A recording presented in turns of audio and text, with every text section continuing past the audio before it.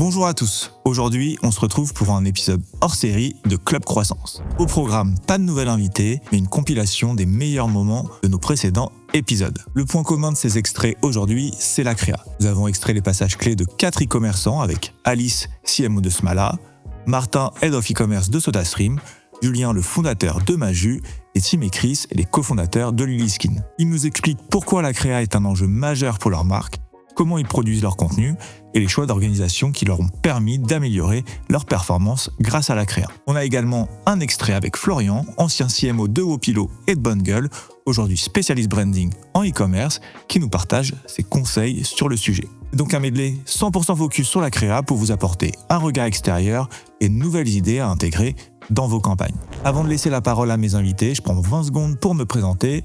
Je suis Thomas, le fondateur de XPLR, une agence spécialisée en ads et en créa pour les e-commerçants. On accompagne aujourd'hui une quarantaine de marques sur Meta, Google et les autres régies de social ads. Et on a aussi un studio créa qui imagine et produit les créas de nos clients pour alimenter ces campagnes. Donc si à l'issue de cet épisode, vous avez des questions sur votre stratégie créative, n'hésitez pas à nous contacter. On se fera un plaisir de vous aider. Tous les liens sont en description pour prendre rendez-vous.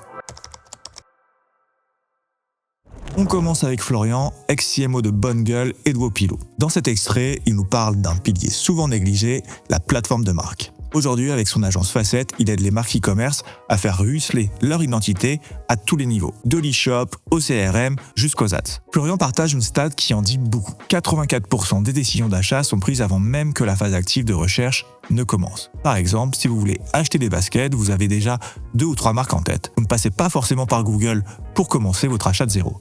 Généralement, la graine a été plantée des semaines et des mois plus tôt. C'est tout l'enjeu de passer d'une stratégie d'intention, où vous allez vous battre sur le bas de funnel avec tous vos concurrents, à une stratégie d'attention. L'objectif, c'est d'être top of mind auprès de vos clients, bien avant le besoin, pour que le jour où le besoin apparaît, il se dirige naturellement vers vous. C'est quoi les autres barrières, les autres difficultés que tu as pu rencontrer, ou les erreurs que, une fois que tu as mis en place la plateforme de marque, que tu as le plus constaté? Après, on verrait le schéma, en fait, c'est les étapes 7 et 8.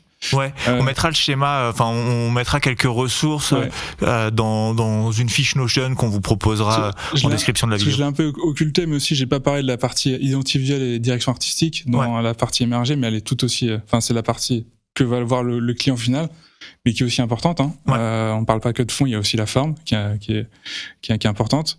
Et après, c'est cette partie activation dont on a un petit peu parlé, c'est que après, c'est comment tu mets en place sur une home page, comment tu mets en place sur une fiche produit, comment tu mets en place dans un onboarding CRM, sur sa stratégie de contenu sur les réseaux sociaux, sur tes emails, etc. En fait, tout ce qui vit au quotidien et que tu dois produire pour tes ads aussi, tu vois, c'est un vrai sujet.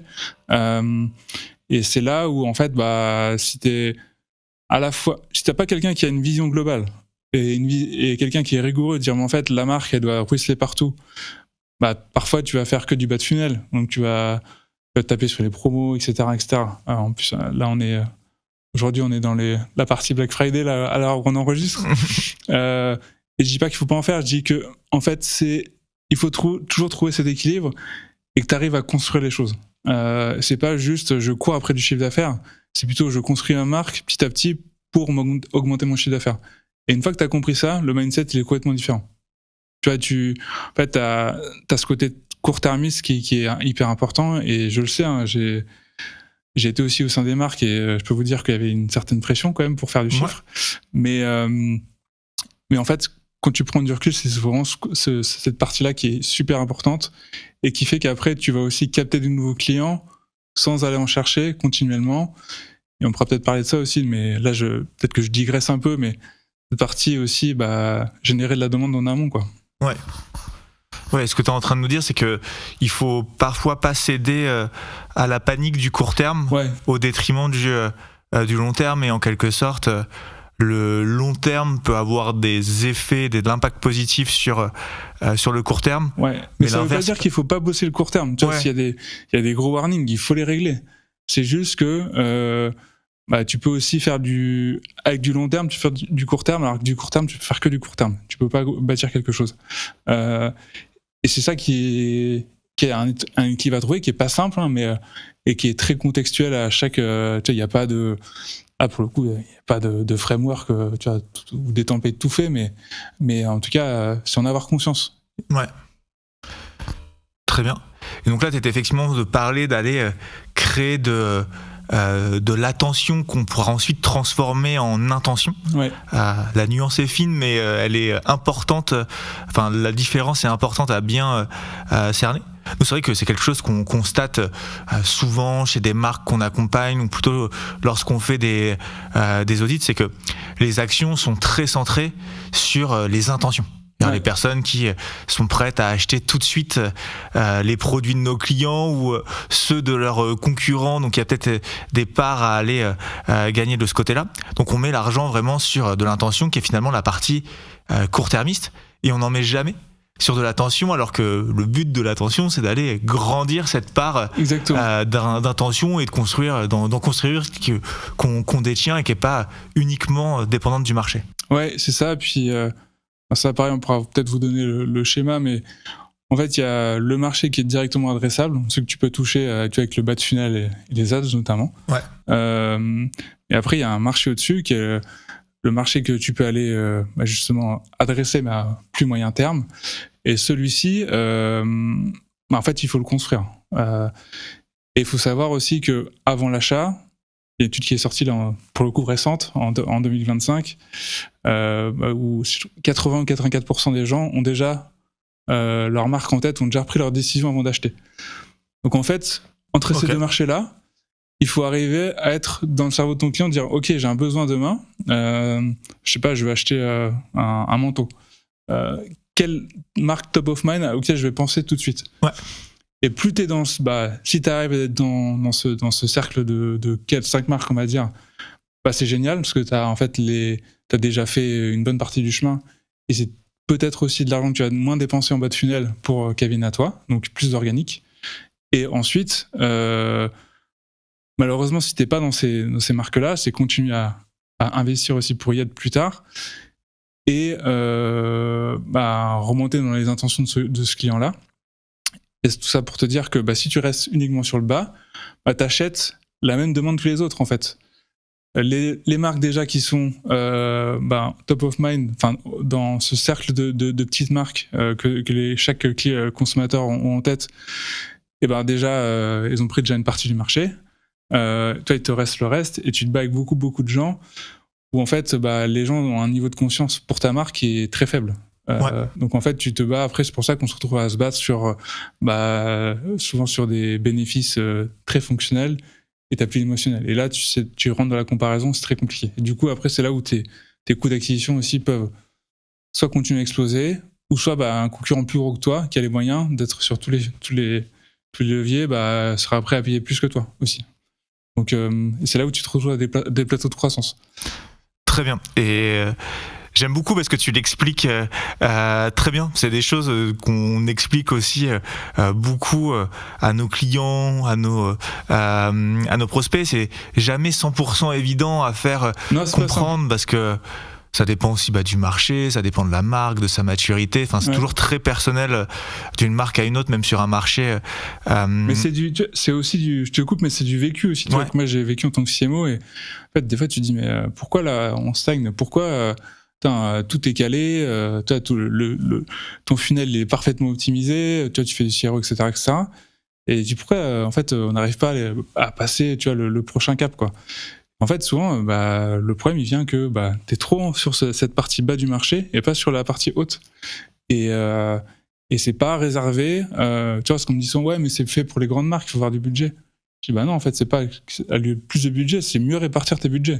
C'est-à-dire que dans une logique, tu vois, et là, pareil, sur Binet & Field, ils ont sorti pas mal de sujets là-dessus. En fait, c'est 60% de ta marque, 60% de ton budget, tu la mets pour construire ta marque.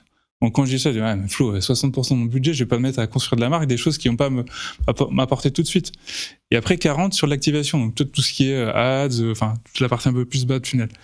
Et en réalité, quand tu prends du recul, c'est assez... pour avoir récolté en bas, il faut à un moment semer en haut aussi, tu vois. Donc c'est logique. Donc on n'est pas obligé de faire du 60-40 tout de suite, mais il faut au moins avoir 10, 20, 30, 40%, tu vois, là-dessus pour construire ta marque et avoir des actions pérennes que tu répètes aussi, parce qu'il y a des études qui montraient aussi que c'est pas tu le fais 1 an et tu t'arrêtes. Et après, en fait, si tu t'arrêtes, ça chute. Malheureusement, tu vois, c'est une construction qui, toi, c'est un peu linéaire, proportionnel, qu'il faut arriver à construire sur des années. Ouais. En brand building.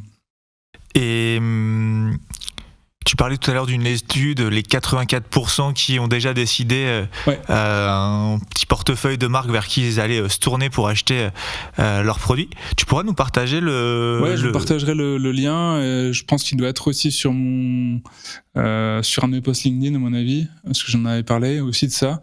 Et pas de souci. C'est des ressources. En fait, tout est... faut trouver les bonnes sources et surtout tout est maintenant, on trouve quasi tout, quoi, notamment les plus anciennes. On n'a pas parlé, mais il y a aussi McKinsey, t'as BCG qui sortent des études aussi très solides sur des choses là. Il faut croiser tout ça et moi c'est, tu vois, ce dont je me sers pour les éditions de Brandologie. Trop bien. Les autres freins justement auxquels tu peux faire face, c'est lequel qui te vient à la suite de celui-ci? Ou en tout cas les mauvaises pratiques, les actions, tu dis non, ça on a fait la plateforme de marque, on a passé du temps à le faire, vous arrêtez pas juste à ce document Parce que c'est un peu ce qu'on a dit jusqu'à présent, c'est l'exécution derrière. En fait, elle est tout aussi importante que la stratégie. Ouais. Si tu t'arrêtes et tu dis on a une belle plateforme et derrière après ça se traduit moyennement, en fait ça coûte aussi, c'est un budget, tu vois, c'est de l'investissement. Ça doit se retrouver. L'idée c'est de le rendre le plus actionnable possible pour aussi maximiser la performance et le potentiel de la marque. C'est là où tu l'exprimes. Et donc là on a parlé, tu vois, si je résume, t'actionnes tous tes touchpoints. E-commerce, même omnicanal si tu as des boutiques. Très bien, on va dire que pour résumer, tu as ton parcours client qui est optimisé. Bien sûr, ça t'empêche pas de le faire avec du CRO, etc. Mais tu vois, moi j'ai beaucoup de genre dans mes lecteurs aussi, c'est des gens qui font du CRO et ils voient que je pense ils arrivent à un certain palier sur certaines choses et ils ont besoin de la marque. Tu vois, et pour en discuter avec certains d'entre eux, ils savent que c'est hyper important pour toutes les raisons qu'on a dit précédemment. Bref. Après, c'est plutôt comment je construis la marque. Donc là, c'est la partie activation. Et comment je la construis avec ce fameux 60%. Et là, c'est des actions de plus de marque pure qui te rapportent pas, tu vois, un investissement toujours hyper mesurable à l'instant T, mais qui t'aide à construire. Et là, il y a plein de leviers, mais tu peux avoir de la presse, tu peux avoir de l'influence avec différentes strates d'influence, des partenariats, du sponsoring, ou bien sûr de la télé, tu vois, ou enfin tout ce qui est hors média, on va dire. Mais il faut trouver sa petite sauce à soi, tester. Ouais. Et petit à petit construire, tu vois. Et tu as des exemples de marques que tu as accompagnées ou de marques que tu n'as pas nécessairement accompagnées sur le marché français ou sur d'autres marchés où tu te dis, eux, ils font extrêmement bien ce travail, on pourrait s'en inspirer? Moi, je dirais toutes les marques un peu référentes. Bon, tu vois, Cézanne, on va prendre un exemple, mais je pense que maintenant, quand tu veux acheter un vêtement pour femme, dans cette fameuse lot de marques, ils y sont dedans, tu vois. Ouais. Et ils ont construit, ils n'ont pas construit la marque à coup d'ads, hein. Enfin, tu vois, c'est plutôt en soutien et en diffusion. Ils ont été très forts dès le départ au début, mais tout départ, c'était sur de l'influence. Et après, tu vois, sur ce capacité à créer des petits microcosmes partout, un peu partout dans le monde, et des fans, des ambassadeurs de la marque. Plus derrière, après, un branding toujours super léché, cette obsession du beau aussi. L'obsession, on n'en parle pas assez, mais pour construire des grandes marques, il faut avoir certaines obsessions quand même. Et Morgane en a. Et voilà, il y a pas mal de choses. Et après, ils ont investi, tu vois. Et après, en fait, il y a des gens qui viennent à toi. Et c'est là où tu crées ce fameux halo de marque. Tu te dis, en fait, j'ai réussi à percer sur quelque chose. J'ai un univers qui est différenciant. On commence à copier ou qui est pris dans les benches, etc. Et c'est là que tu te dis, voilà, maintenant, après, finalement, la partie publicité payante ou enfin ce que tu peux en earn, média, je le diffuse et là j'accélère quoi. Et je pense que c'est là où ils ont été, tu vois, aussi malins. Alors j'ai pas décortiqué la strat encore de Cézanne, mais là c'est un peu à chaud. Et après ils se sont appuyés aussi sur une expérience client qui était vraiment top aussi. Tu vois, quand t'allais dans les boutiques, je m'en souviens, le premier appartement qu'ils ont ouvert à Paris, c'était, tu vois, pour l'époque c'était quand même quelque chose. Nous on l'avait fait chez Bonne Gueule aussi, donc je l'avais vu de l'intérieur. Quand tu passes du physique au digital, 100% digital au physique, tu vois, t'as vraiment quelque chose qui se crée, t'es encore plus crédible, ta marque elle est encore plus forte, et quand tu proposes une expérience qui est différenciée, c'est là où tu fais la diff, et tu rentres justement, parce que les gens en parlent aussi autour d'eux, donc c'est pas des gens que tu payes, c'est des gens qui parlent de toi quand t'es pas dans la pièce. Et c'était même devenu la boutique par laquelle on devait faire un détour si on était de passage à Paris. Après là, j'en ai pas. Enfin, il y en a d'autres de partout dans le monde, mais après il y a des marques ils sont plus, tu vois, axées sur la partie événementielle. Celle dont on parlait, Nude Project, dont on parlait tout à l'heure ensemble, une marque espagnole. Tu vois, ils ont un vrai côté, ils ont eu un vrai côté communautaire dès le départ. Tu vois, très Gen Z, etc. Et très avec une appétence culturelle et dans l'expression de la marque hyper forte. Et ce qui a fait que ça a grossi, maintenant ça explose et là ils commencent à ouvrir aux US et que la marque maintenant elle est devenue énorme. Je crois qu'ils ont plus de, 1 million ou 2 millions sur les réseaux, tu vois, sur Insta. Ça prouve quand même l'appétence pour la marque. Tu vois, il y a une autre marque comme Rhode, c'est RHODE. C'est une marque de vêtements mais très premium. Tu vois, ils font des lancements à 300 000 € sans zéro investissement en pub, tu vois. Grâce justement à ce côté communautaire, sentiment d'appartenance, le halo de marque qui est super fort. Tu as la désirabilité au max, mais c'est pas la désirabilité pour être juste désirable, il y a un sens derrière, tu vois, il y a une profondeur qui fait que les gens achètent parce qu'ils achètent pas un vêtement, ils achètent quelque chose de culturel, quelque chose de qui leur fait du bien. Enfin, tu vois, ça peut être 1000 facettes différentes et c'est ça qui est super intéressant. Trop bien. Donc voilà, des exemples, il y en a 1000, en vrai, il y en a plein. Et moi, ce que je dis souvent, les marques ne se construisent pas avec c'est pas par A plus B, quoi, tu vois, c'est des chemins, il faut trouver son chemin à soi. Et pas répliquer des modèles qui existent déjà. On continue avec Tim et Chris, les cofondateurs de Lily Skin. Ils ont réussi à faire grandir leur marque jusqu'à 10 millions de CA en à peine 3 ans, en s'appuyant sur une gestion très pragmatique de leur acquisition via Meta. Ils ont investi plus de 6 millions d'euros sur ce levier et produit plus de 3000 créas. Dans cet extrait, ils nous expliquent pourquoi la creative stratégie est devenue le cœur de leur réacteur. Ils détaillent leur méthode pour maintenir un flux de créa constant sans sacrifier la qualité ou l'efficacité de la production. On aborde ici des notions fondamentales pour scaler, la définition des angles marketing, comment bien structurer ses hooks et l'organisation que cela nécessite de l'idée au lancement de la créa pour produire et tester un tel volume. Alors, déjà, les 6 leviers, c'est on va dire assez généraliste. Quand on fait toujours un audit précis et personnalisé à chaque fois, et ça peut varier, mais c'est vrai qu'il y a la plupart du temps 6 leviers qui reviennent, et le premier levier qu'on voit de manière commune et qui est, on va dire, aussi très impactant, et pour nous on avait choisi de l'internaliser, c'est la creative stratégie et l'exécution, et c'est pour ça que nous, puisque c'était le levier numéro 1, on avait décidé à l'époque, en comprenant ça très tôt, de l'internaliser entièrement, puisqu'on s'est dit c'est le cœur du réacteur. Donc, autant qu'il soit chez nous, internalisé pour qu'on puisse avoir de la croissance avec. D'accord. Et justement, tu parlais tout à l'heure de faire, que vous aviez fait 3000 créas. Comment on produit en interne 3000 créas? C'est quoi les méthodes? À partir de quel constat vous partez pour choisir quelle créa vous allez produire?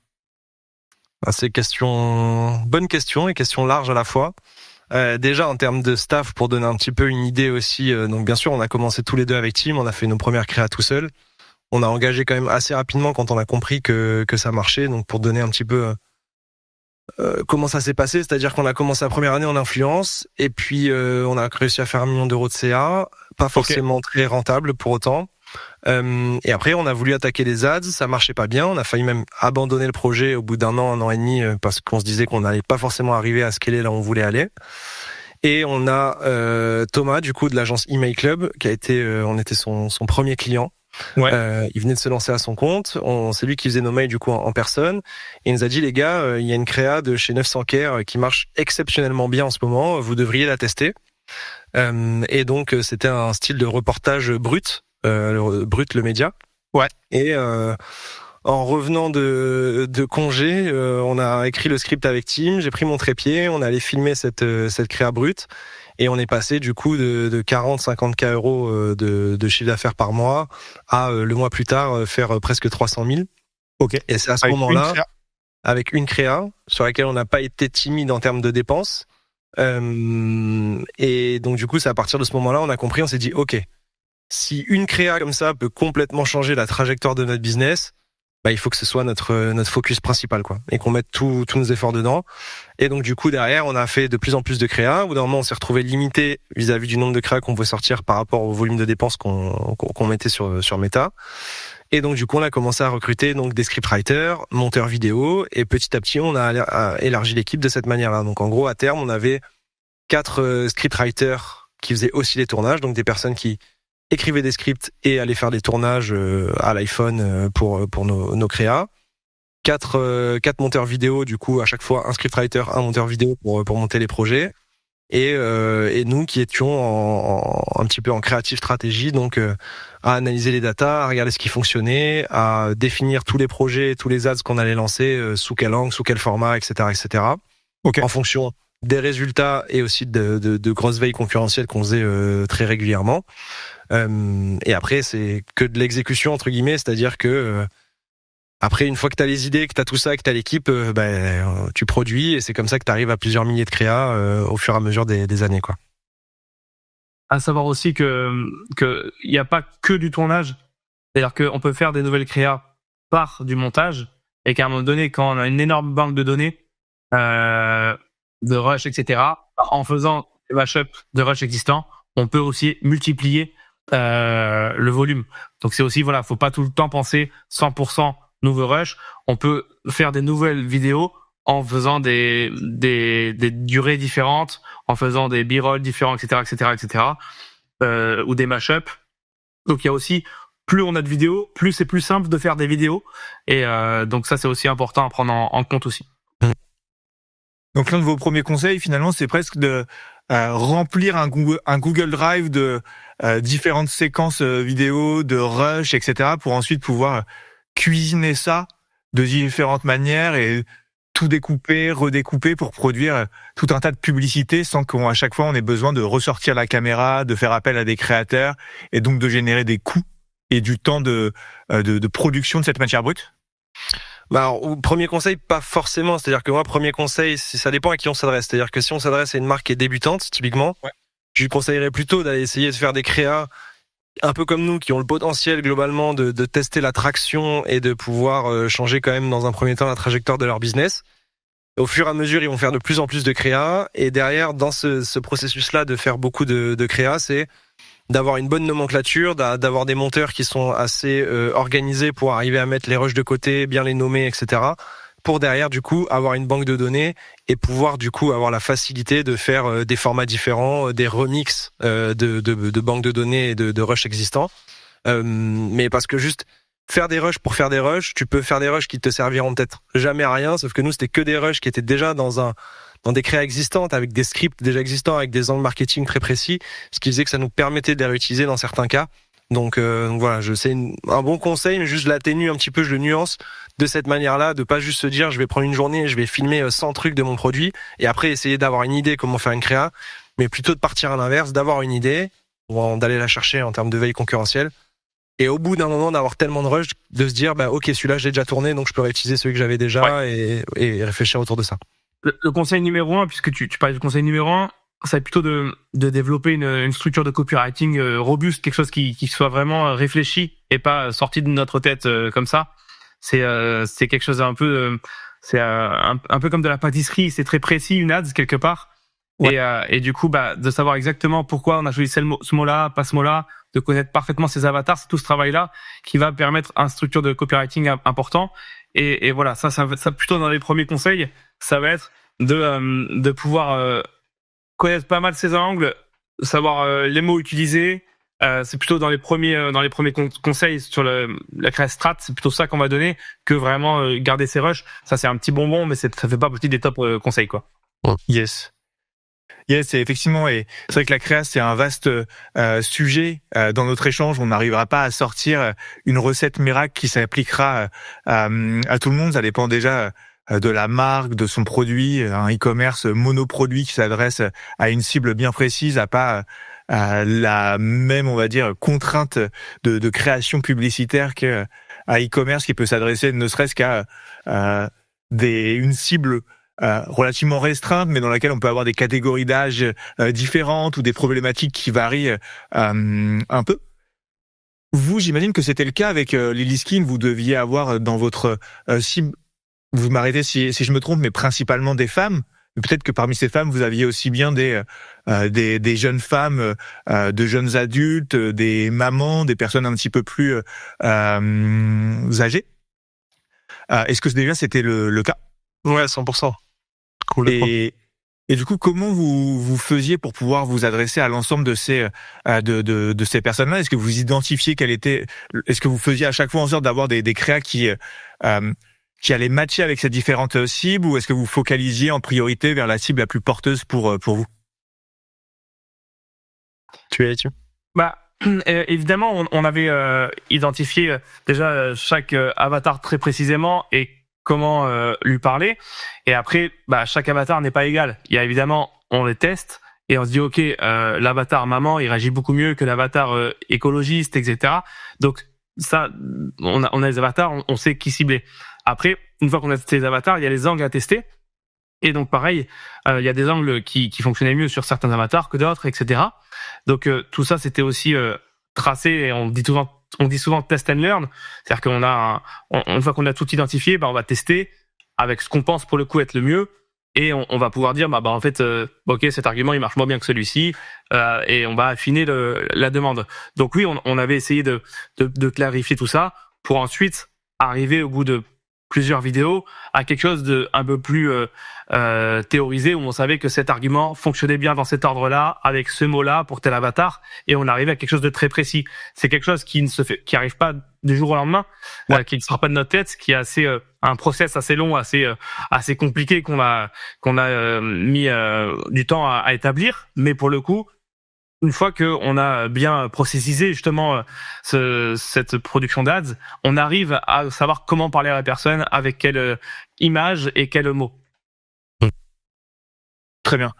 Tu as employé un terme que j'aimerais pouvoir bien cadrer et bien définir pour l'audience qui nous écoute. C'est le terme angle. Est-ce que tu peux nous donner des exemples d'angles et à quoi ça correspond exactement ? Ouais, l'angle en gros, c'est par l'angle on va cibler une audience.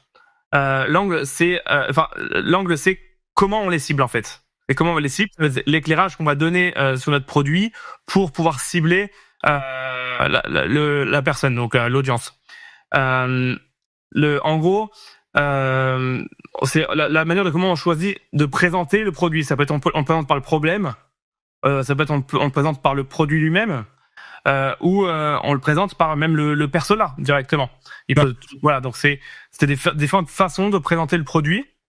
C'est toujours le même produit, c'est toujours la même offre, mais par contre, c'est l'angle de vue. Donc c'est vraiment l'angle de vue est un angle. Enfin, donc l'angle de vue c'est très visuel.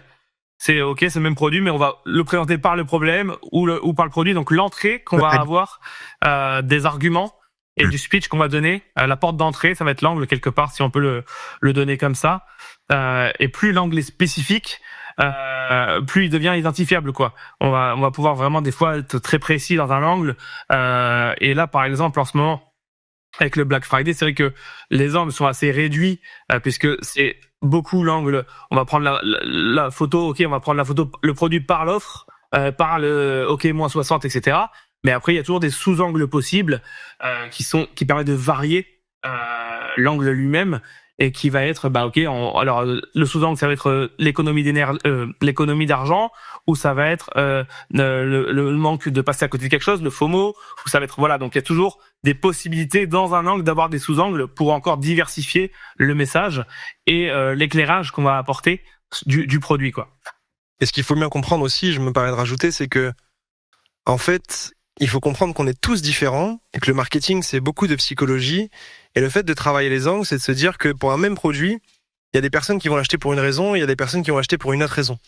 Et le but, c'est d'arriver à scaler un produit ou une marque en essayant d'adresser directement la raison la plus puissante pour que cette personne-là passe à l'action, aille sur le site et aille acheter. Donc, je te donne un exemple tout con qu'on donne tout le temps, nous, quand on parle d'angle, c'est imaginons qu'on vende un café, pour que les gens comprennent bien.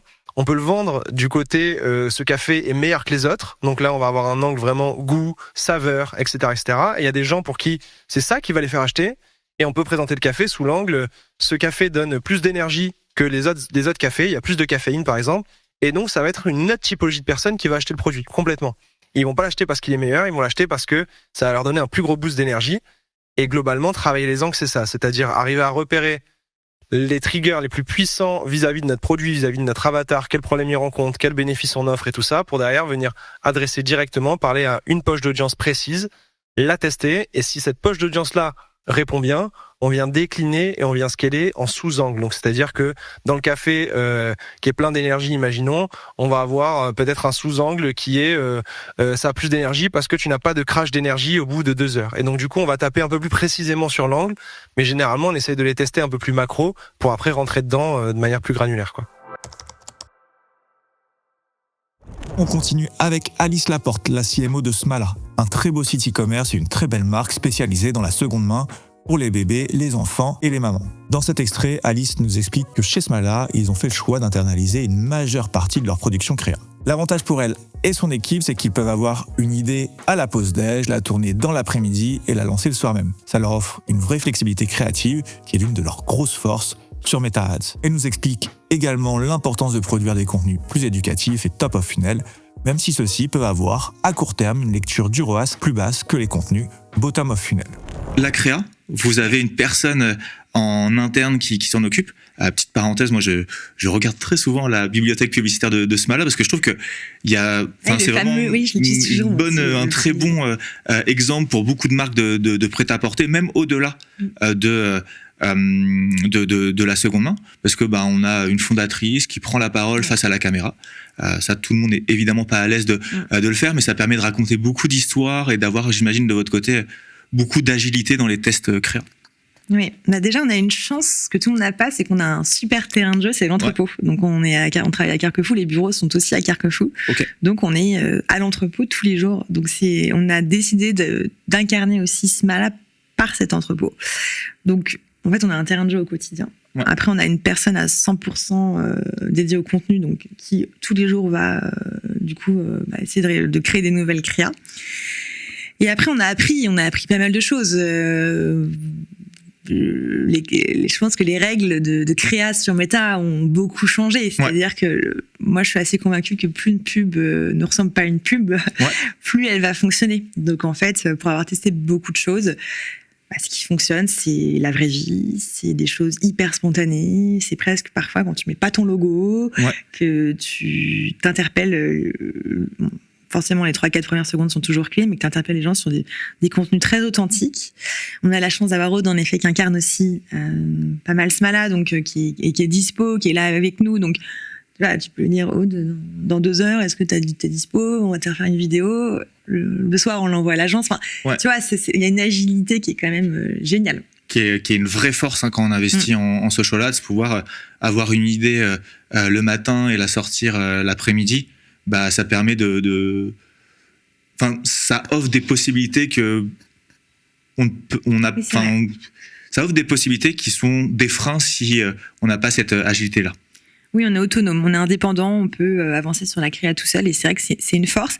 Après, parfois aussi, faut pas qu'on reste que dans ce créneau du homemade dans l'entrepôt et on essaye de tester les choses. Tu dois le savoir, mais tu as toute la partie UGC. Comment tu développes UGC sur la pub, c'est pas facile parce que demander à des personnes leur image pour aller faire de la publicité, c'est pas évident. Donc on essaye là d'aller voir des clients en échange de code promo, d'essayer de vraiment trouver des vrais UGC.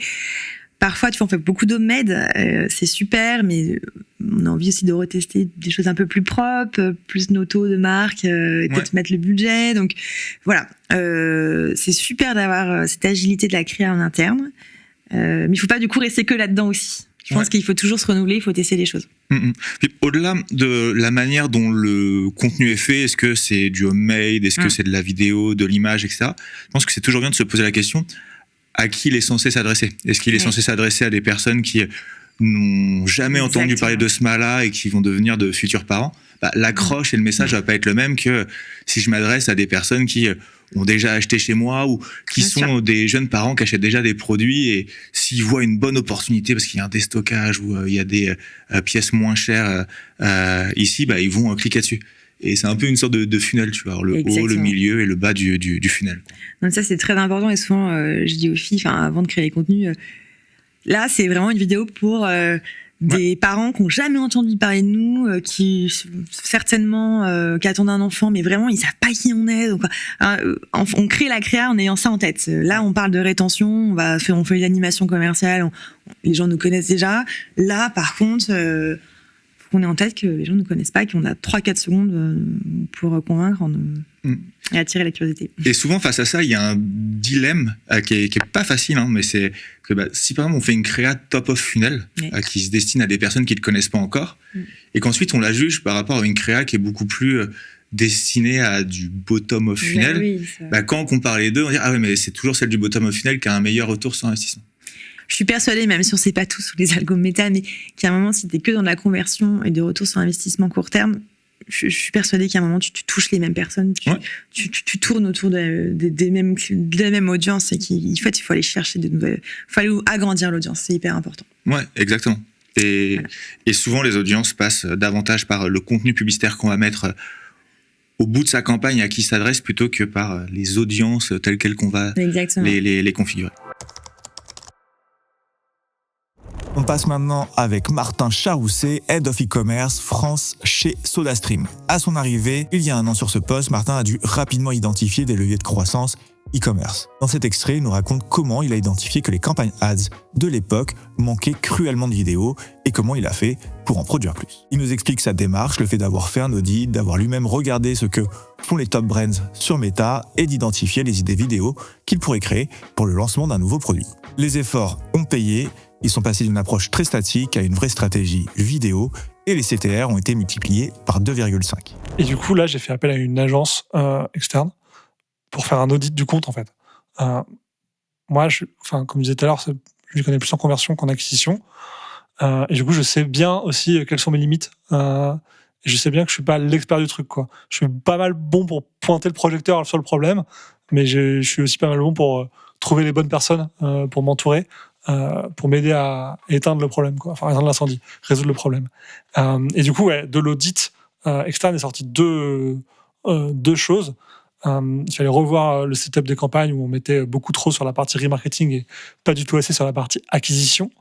Et donc, du coup, suivre soit que c'était la reco de l'agence, c'était 70% en acquisition, 20% en retargeting et 10% en remarketing.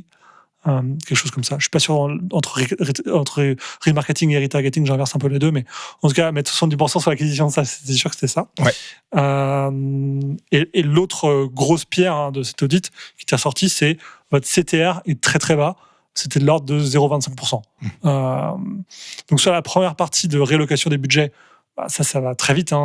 C'est juste du setup dans le business manager de Meta. Donc on l'a fait.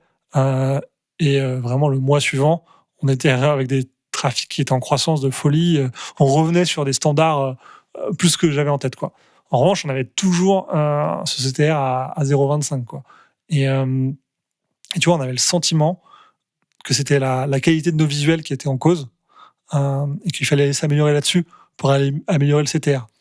Et il se trouve que, un peu à ce moment-là, j'ai vu passer un webinar à Paris au siège social de Meta, animé par une agence, sur optimiser sa stratégie créative. Enfin, j'ai plus le nom exact, mais c'était stratégie créative pour les réseaux sociaux. Et quand j'ai vu cette invite, je me suis dit, c'est vraiment mon sujet du moment. Comment je peux faire mieux? Donc j'y suis allé. Et en gros, le point principal sur lequel ils ont appuyé, c'était fait de la publicité vidéo, fait de l'UGC, User Generated Content, en vidéo avec des créateurs de contenu qui se filment pour faire des unboxings, des crash tests de tes produits, parler de ton produit, faire une routine de télétravail avec ton produit. Enfin, je me souviens, la marque qui intervenait, c'était Dijo, qui intervenait, c'était Dijo, et il disait que 50% de leurs dépenses, c'était sur de la vidéo. Et moi, je sais pas, j'avais une expérience dans mon ancienne boîte où ça avait complètement bidé la vidéo, tu vois, avec des CPC énormes. Bon, mais ça, en tout cas, ça a planté une graine dans mon esprit, et je me suis dit, de toute façon, je suis à 0,25 de CTR, donc est-ce que ça peut être pire? Donc ça, donc du coup, on a pris une agence externe pour faire des UGC vidéo qu'on n'avait pas la main pour faire en interne, quoi. Tu vois, on peut pas, tu vois, aller faire le taf de sourcing de créateurs, de faire les briefs pour les vidéos et tout. Enfin, ça demande un temps de fou que personne n'avait en interne, quoi. Et le deuxième point, c'est sur la partie statique, où là, je me suis dit, là, pour le coup, on a un peu de ressources graphistes en interne, on doit faire mieux, quoi, tu vois. Et surtout que ça nous amène à mars-avril, quelque chose comme ça. C'est un peu le moment où ChatGPT s'est lancé sur la partie création d'images. Et du coup, moi, j'ai retroussé mes manches. Et je me suis dit, OK, je vais essayer de faire un test moi-même, et je vais essayer d'aller voir un peu les contenus qui marchent sur d'autres acteurs du e-commerce qui sont forts en e-commerce, pas du tout concurrents de SodaStream, mais vraiment très bons e-commerçants, quoi. J'avais pris, je pense, j'avais dû prendre Dijo, j'avais dû prendre Respire aussi.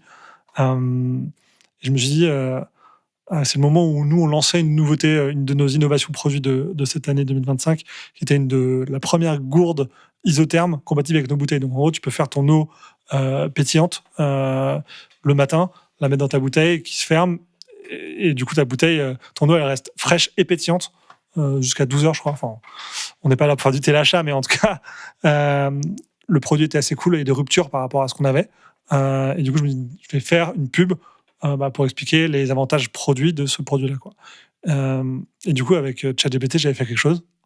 Après, j'ai dû briefer des équipes créatives pour faire ça, pour transposer ma version 1 ChatGPT, qui clairement n'était pas bonne du tout au niveau des ratios de taille, certaines infos et tout, pour faire quelque chose de potable. Ce qui a pris en fait en soi pas mal de temps, tu vois, entre le moment où moi j'ai benché, le moment où j'ai eu l'idée, le moment où j'ai posé les wordings, le moment où j'ai fait les 3-4 allers-retours avec l'équipe créa pour ajuster qu'on soit pixel perfect pour lancer la pub. Mais le résultat, c'est qu'on est passé de 0,25 de CTR à 0,7. Donc en plus de x2, quoi. x2,5, je pense même. Et ça, c'était trop cool. Mais là, pareil, j'ai vu toute l'énergie que ça m'avait demandé et tout le temps que ça m'avait demandé. Et je me suis dit, je peux pas répliquer ce temps-là parce que j'ai besoin de ce temps pour faire d'autres projets. Et deux, surtout, j'ai complètement improvisé le truc, mais c'est pas du tout mon métier, en fait. Et c'est pour ça que je me suis dit, il me faut des experts pour me faire gagner du temps. Et donc, cette agence, avec qui on externalise les contenus, ils nous font et des UGC, et des UGC vidéo, et des statiques. Et ça, tu vois, ça, c'est le temps que ça se mette en place, que les budgets se valident, que la fiche fournisseur se crée en interne. Enfin, c'est la joie des grosses boîtes.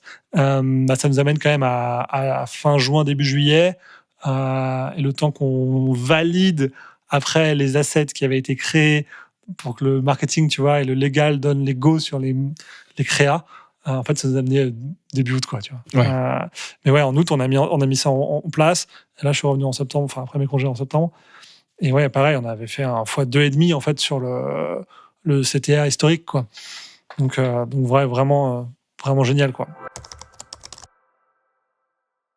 On passe maintenant à Julien Janet, le fondateur de Maju. Maju, c'est un bol et une application qui permettent de simplifier le rééquilibrage alimentaire. Grâce à un système de réglettes, le produit permet d'avoir les bonnes proportions d'aliments par rapport à son objectif, sans avoir besoin de les peser. C'est un produit qu'il a créé avec son associé, qui était ici un nutritionniste, et cela change beaucoup de choses. Un produit inventé, c'est aussi un produit qui n'est pas recherché et sur lequel il faut faire énormément d'éducation pour expliquer son fonctionnement et son intérêt. En ads, cela passe forcément par des contenus travaillés pour répondre à cet objectif. Julien nous raconte dans cet extrait comment lui et son équipe arrivent à éduquer leur marché grâce à la créa. Il détaille notamment le volume produit qui peut monter jusqu'à 100 créas par mois et comment ils s'organisent pour produire autant de contenu. Je vais avoir une question qui va plutôt tourner autour du fait de expliquer votre produit, parce que c'est un produit qui n'existait pas avant que vous l'inventiez.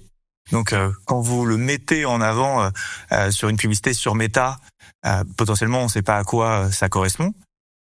Peut-être qu'il n'y a pas nécessairement non plus un volume de recherche très conséquent sur Google qui fait que c'est pas votre premier levier. Quels ont été justement les premiers arbitrages que vous avez fait déjà au niveau des leviers publicitaires à utiliser, et comment vous avez fait pour pouvoir expliquer ce produit et éduquer autour de votre mission? Déjà, c'est notre plus gros chantier, en tout cas, c'est expliquer ce qu'on fait et comment ça marche, même encore aujourd'hui où on teste de nouvelles choses. Ok. Surtout, comme tu disais, quand c'est quelque chose qui n'existe pas, même si ça paraît simple, c'est très difficile de se projeter sur quelque chose qui n'existe pas. Ouais. Donc, voilà, il y a un gros travail d'éducation à faire. Et l'éducation, ça coûte cher. Ouais. Mais on a la chance aussi que le bol, il est visuellement, c'est un hook à lui tout seul. Donc, du coup, on a réussi à intéresser aussi les gens par rapport aux produits, à ces réglettes qu'on va pouvoir bouger, régler, au remplissage de bol avec les numéros. Bref, visuellement, il a quelque chose qui est positif, en tout cas, pour interpeller les gens. Ouais. Et je le disais tout à l'heure, quand les gens ils ont pesé les aliments ou ils ont compté les calories, le fait de leur dire que ça supprime ces actions-là, ça nourrit un côté émotionnel chez les gens, et de suite on se projette. Donc c'est ce qui nous a semblé être le plus pertinent, et c'est vraiment la phrase qui vient toucher en tout cas les profils intéressés. Donc se composer une assiette équilibrée et adaptée à ses besoins, sans peser les aliments, sans compter les calories, c'est ce qui aujourd'hui parle le plus aux gens. Ok. Et donc vous avez identifié assez rapidement que le fait de zoomer sur le bol, de jouer avec, etc., ça c'était quelque chose qui attirait directement l'attention, la curiosité sur Facebook, sur Insta. Ouais, on teste beaucoup de choses sur tous les réseaux sociaux, et des fois on peut faire des vidéos avec du fast cam, avec du storytelling, avec du montage. Et face à ça, on a une vidéo avec un remplissage de bol sans parole, sans personne, sans rien. Tu peux être sûr que c'est le remplissage de bol qui a les meilleurs résultats. Et tant mieux d'ailleurs. mais ouais, à lui tout seul, c'est l'avantage qu'on a. Ouais. De suite, il y a beaucoup de traction en tout cas et d'intérêt. Très bien. Et donc là, tu parles de contenu. Aujourd'hui, le contenu, vous le produisez avec une agence ou vous le produisez principalement en interne? On a les trois, c'est-à-dire qu'on a en interne, on a un pôle où on crée beaucoup de contenu en interne, divers et variés, en fonction des sorties produits, de la saisonnalité, du besoin. On a une agence media buying paid qui s'occupe aussi de nous créer du contenu. Ouais. Et on a des externes qui aussi nous créent du contenu. Donc on a trois piliers aujourd'hui. Parce que tu le sais, il y a un certain volume aussi à respecter si on veut grandir et scaler. Donc il n'y a pas le choix que de créer. Encore plus pour nous, on délivre quand même du conseil sur la santé, la nutrition. Il faut que ce soit hyper qualitatif, et voilà, c'est très important pour nous. C'est bien de vendre, mais il y a un côté éducatif, notoriété, apprentissage qui est hyper important pour nous. Ouais. Je vais revenir justement sur ce côté éducatif. Tu disais notamment tout à l'heure que l'éducation ça coûte cher. Avant ça, combien de créas vous arrivez à sortir en moyenne par mois? Là, je crois qu'on tourne entre 60 et 70 créas. Okay. En ce moment, et on est monté à beaucoup plus autour des 100. Super intéressant. Et vous avez à peu près quel niveau de budget en face pour diffuser ces créas? Sur l'année, on est quasiment une plateforme à 900 000 euros.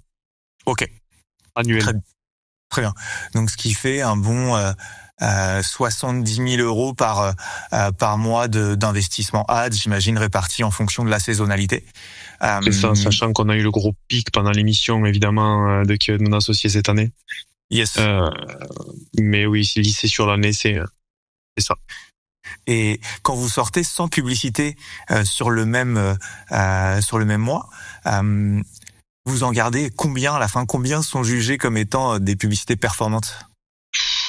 C'est difficile, ça varie tellement parce que c'est tellement corrélé aussi aux offres que tu as, aux promos, mais je sais pas, le ratio, faut en sortir, je sais pas, 10 pour en avoir 2 de bien. Ouais. Mais c'est ce que tu dirais? Ouais, c'est ce que je dirais aussi. C'est vers là où je voulais t'amener, parce que aujourd'hui on parle beaucoup de la créa comme étant le levier principal en social ads. C'est une vérité. Pourtant, on a encore beaucoup d'annonceurs qui se contentent de sortir 3, 4, 5 publicités par mois uniquement, où on peut leur conseiller de leur dire si vous faites 10 fois plus, vous aurez certainement plus de chances d'aller identifier de publicités qui fonctionnent vraiment. Ouais. Et que pourquoi il faut sortir ce ratio-là, c'est parce qu'aujourd'hui, les règles du jeu font que pour trouver un contenu gagnant, il faut en jeter 5 à 10 à la poubelle à côté. Ouais, c'est ça. C'est ça. Et du coup, ton exemple, je le trouve super intéressant parce que tu as plusieurs dizaines de millions d'euros d'investissement, mais t'as pas que cet investissement-là, tu as aussi les efforts en créa qui sont faits de l'autre côté, et ça, c'est super intelligent et exactement ce qu'il faut faire pour pouvoir scaler des investissements.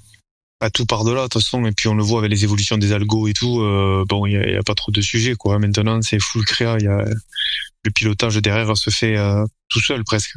Ouais.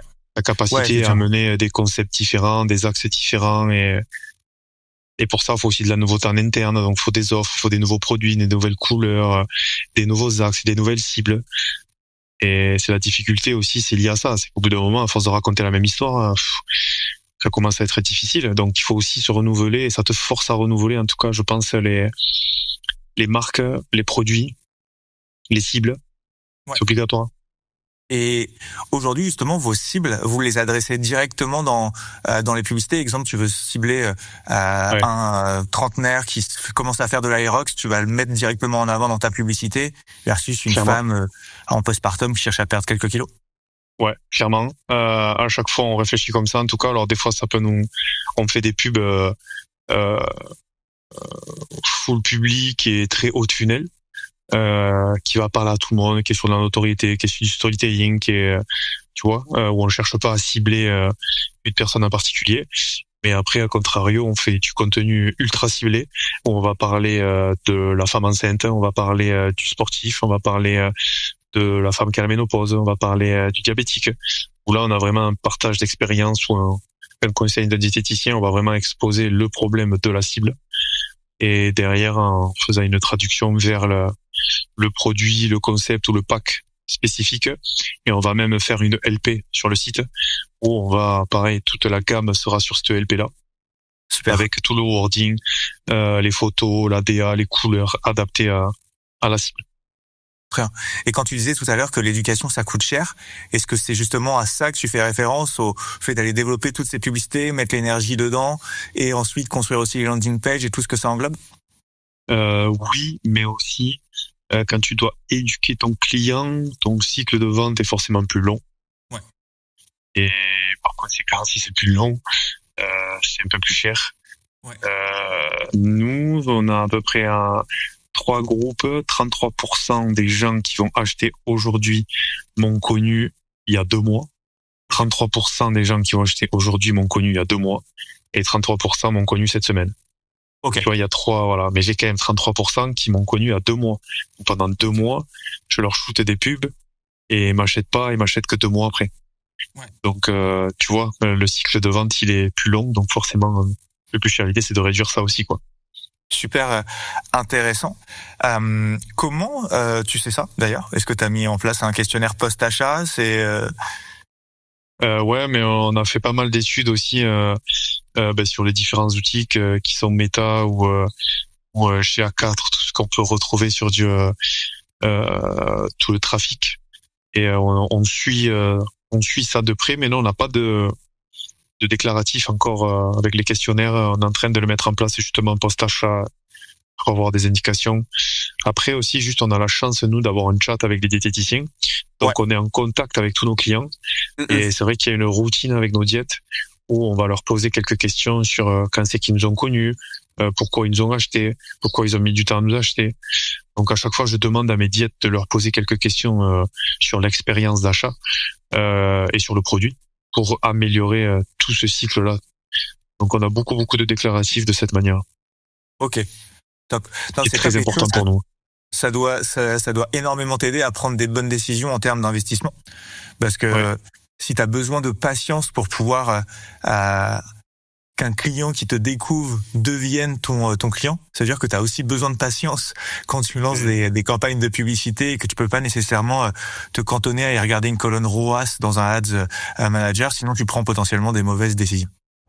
Voilà. J'espère que cet épisode un peu particulier de Club Croissance vous a ouvert les yeux et vous a donné de bonnes idées sur la partie créa. Si ce contenu vous a apporté de la valeur, le meilleur moyen de nous soutenir, c'est de vous abonner à la chaîne et de nous suivre sur LinkedIn. Tous les liens sont juste en dessous dans la description. Maintenant, si vous avez besoin de parler de votre stratégie créa et d'avoir un regard extérieur sur ce que vous faites actuellement, n'hésitez pas à nous contacter. Chez Expeller, on a un studio créa spécialisé et on peut vous aider à y voir plus clair. On propose des audits qui sont entièrement gratuits pour analyser vos stratégies créatives et cela ne vous engage absolument à rien. Vous pouvez réserver votre créneau directement par email ou via notre site. Tous les liens sont également en description. Merci de nous avoir écoutés jusqu'au bout et à très vite pour une prochaine vidéo ou un prochain épisode de Club Croissance.